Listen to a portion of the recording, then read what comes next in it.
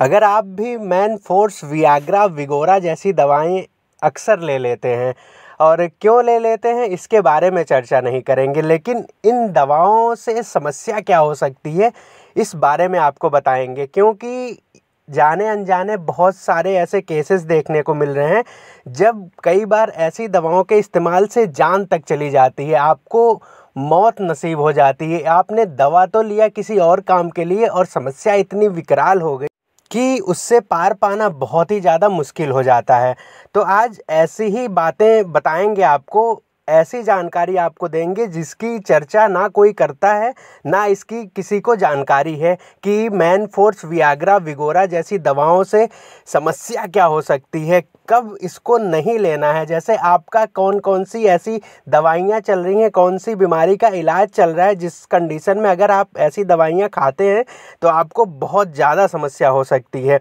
किस दवा के साथ लिया तो मौत निश्चित है।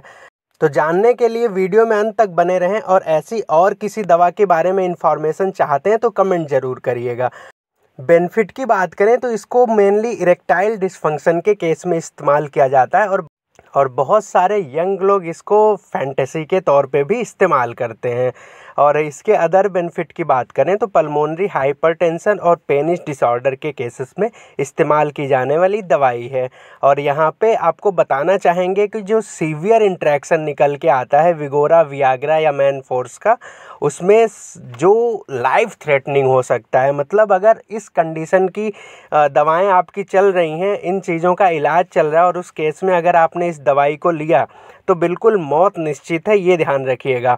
तो अब आप समझिए कि कितनी खतरनाक होती है ये दवाई।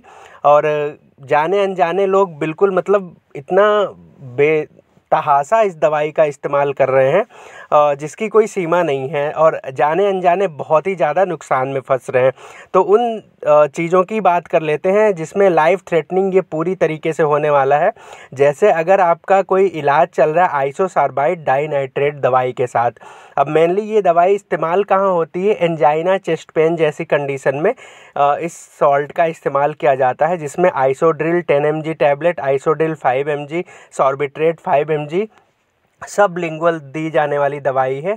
चेस्ट पेन, एंजाइना के केसेस में मोस्टली यूज की जाती है। इसी के साथ साथ नाइट्रोग्लिसरीन कॉम्पोजिशन की अगर कोई आपकी दवाई चल रही है, कोई ट्रीटमेंट चल रहा है, डॉक्टर आपको प्रिस्क्राइब किया है, जिसमें एंजीवेल ग्लाइन टैबलेट, इस टाइप की दवाइयाँ आती हैं, तो ऐसी केसेस में आपको बिल्कुल लाइफ थ्रेटनिंग हो सकता है को अगर आपने मैन फोर्स का इस्तेमाल किया। निकॉर्नाडिल की बात करें तो ये भी हार्ट पेन, चेस्ट पेन के लिए दी जाने वाली दवाई है, मेनली वेसोडाइलेटर का काम करती है।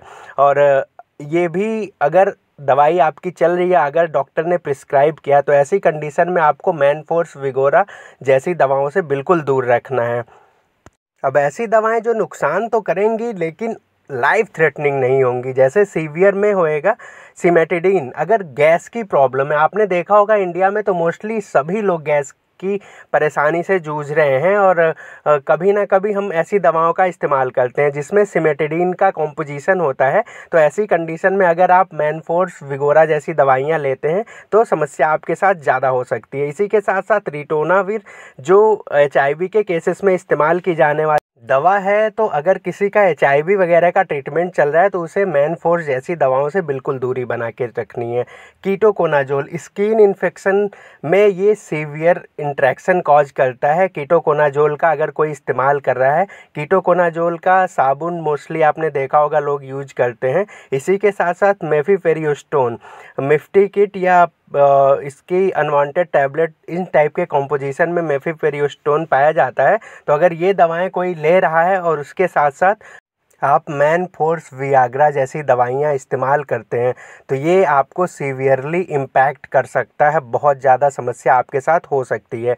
तो ऐसी दवाओं से सावधान आपको रहना है अगर इन टाइप के इलाज आपके चल रहे हैं। इसी के साथ साथ कुछ ऐसी दवाएं जो मॉडरेट इंट्रैक्शन कॉज करती हैं, जिसमें इरिथ्रोमाइसिन भी आपने देखा होगा, बहुत ही कॉमनली यूज की जाने वाली दवाई है, एंटीबैक्टीरियल दवाई, जिसमें कई बार मुहासों के लिए भी लोग इसका इस्तेमाल करते हैं।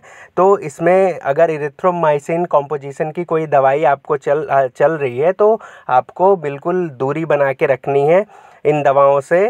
मैन फोर्स वगैरह से। और इसी के साथ साथ अगर हम आपको बता दें जो और भी मॉडरेट में आते हैं, जैसे टैक्रोलिमस कॉम्पोजिशन की दवाई स्किन इन्फेक्शन के लिए इस्तेमाल की जाने वाली दवाई है, तो अगर ये दवाई चल रही है तो भी आपको सावधान रहना है। और इसी के साथ साथ एजिथ्रोमाइसिन भी आपने देखा होगा, बहुत ही कॉमनली यूज की जाने वाली दवाई है बुखार एंटीबैक्टीरियल केसेस में। तो अगर एजिथ्रोमाइसिन आपको डॉक्टर ने प्रिस्क्राइब किया है तो आपको बिल्कुल सावधान रहना है अगर आप मैन फोर्स वियाग्रा जैसी दवाओं का इस्तेमाल करना चाहते हैं, क्योंकि जो आपकी सेक्सुअल फैंटेसी है, सेक्सुअल लाइफ है, वो हार्म ना हो। पता चला आपने दवा लिया किसी और इस्तेमाल के लिए, सेक्सुअल प्लेजर के लिए लिया, लेकिन समस्या आपके साथ विकराल हो गई, तो फिर ये बहुत ही गलत होने वाला है। इसलिए ये जानकारी आपको होनी बहुत ही ज़्यादा ज़रूरी हो जाती है।